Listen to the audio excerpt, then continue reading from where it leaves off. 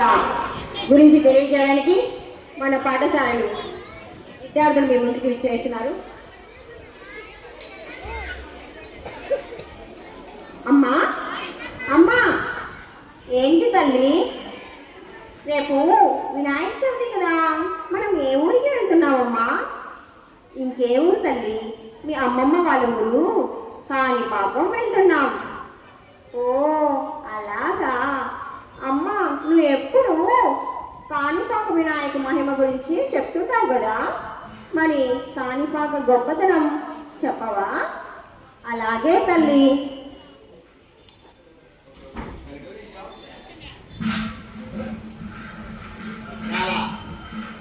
జాగ్రత్త రంగయ్య, నువ్వేమో బుద్ధివాడివి, రెండో వాడు రామయ్య చెవిటివాడు, ఇక మూడో వాడు రాజయ్య మోగవాడు. మీ ముగ్గురు అన్నతమ్ముల అంగవైకల్యం ఉన్నప్పటికీ మీ ఐకమత్యం చూస్తే ముచ్చటేస్తుంది రంగయ్య. అది మీ అభిమానం పెద్దయ్య. సరేలే, ఇంతకీ ఎక్కడికి బయలుదేరారు? పొలానికేనా? అవును పెద్దయ్య. సరే రామయ్య, రాజయ్య, బావిలో నీళ్లు తోడి పొలానికి వెళ్దాం పదండి. ఏంటి రంగయ్య చెబుతున్నావు? ఏమి వినట్లే.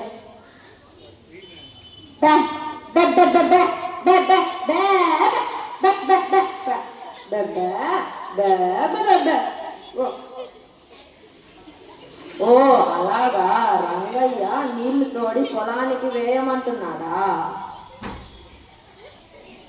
సరే సరే రామయ్య, నేను నీళ్లు తోడతాను, మీరిద్దరు పొలానికి నీళ్లు వేయండి.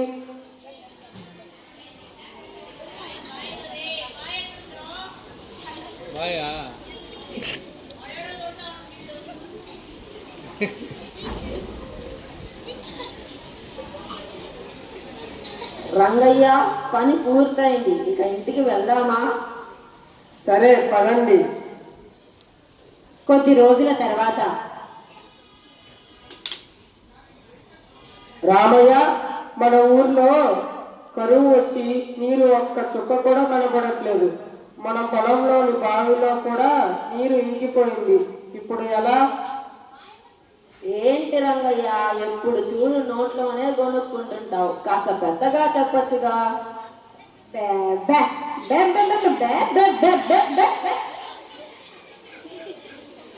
రాజయ్య, వీడికి వినబడలేదు కానీ ఆ గుణపం తీసుకో, బావిలో కాస్త త్రవ్వితే నీరు వస్తుందేమో చూద్దాం.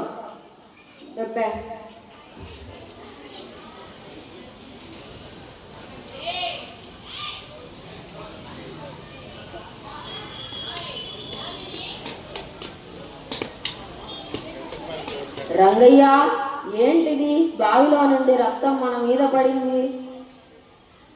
రక్తమా? అవునే, రక్తమే. రంగయ్య, నీకు కనబడుతోందా? తనకు కనబడడం కాదు, నీకు వినబడుతుంది కూడా. అవును, నువ్వు కూడా మాట్లాడుతున్నావు. ఏంటి ఈ మహిమ? బావిలోకి రక్తం మన మీద పడడంతో మన అంగవైకల్యం పోయింది. అసలు ఈ బావిలో ఏముంది? బావిలో వినాయక విగ్రహమా? పైగా విగ్రహానికి రక్తం కూడా వస్తుంది. అమ్మో, ఈ విషయాన్ని వెంటనే రాజుగారికి చెప్పాలి. అవునవును, పదండి. రాజుగారు, రాజుగారు.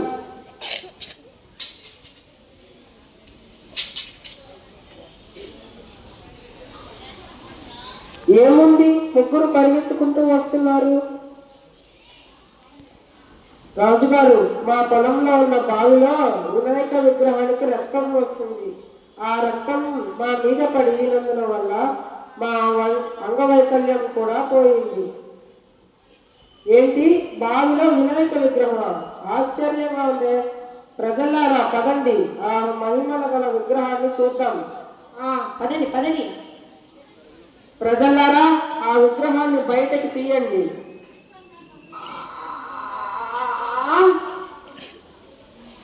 రాజుగారు, విగ్రహం రావడం లేదు, పైగా రక్తం కాలువలై పొలమంతా ప్రవహిస్తుంది.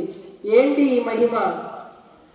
వినాయకుడిని శాంతింప చేయడానికి ఇక్కడే పూజలు చేద్దాం రండి. ఇంతకీ ఈ వినాయకుడిని ఏమని పూజించాలి? ఏ పేరుతో పిలవాలి? మాగాలిలో ఉద్భవించి పొలవంతా రక్తం కారడం వల్ల ఈ వినాయకుడిని కాణిపాక వినాయకుడని పూజిద్దాం. కాణిపాక వినాయక స్వామికి జై! కాణిపాక వినాయకుడికి జై!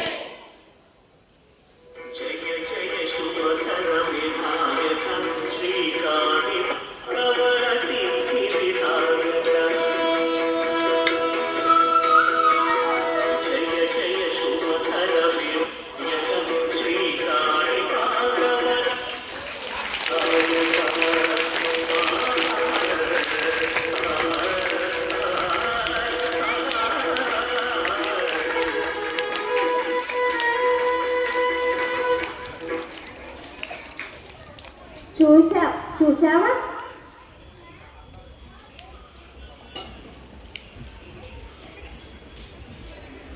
చూసావా సిరి, కాణిపాక వినాయకుడు ఎంత మహిమ కలవాడో.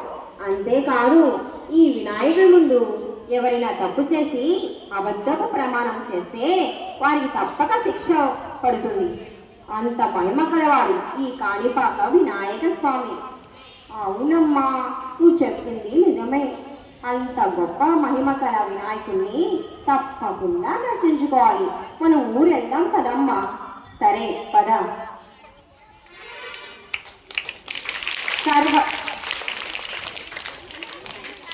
కలిగించే వినాయక స్వామిని భక్తి శ్రద్ధలతో పూజిద్దాం.